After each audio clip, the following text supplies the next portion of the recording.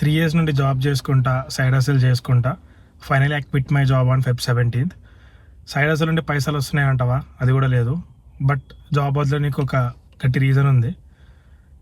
So it took me over 20 days to get that confidence to come in front of the camera and document my life.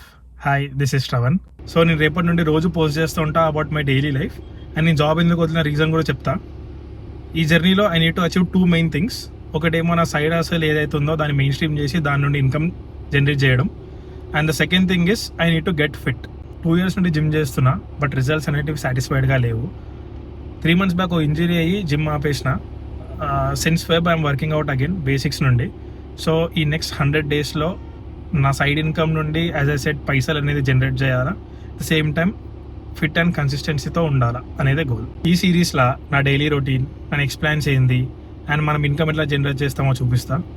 మీరు కూడా ఇదే సిచ్యువేషన్లో ఉన్నా or want to achieve something you always wanted, follow కొట్టి కలిసి grow చేద్దాం.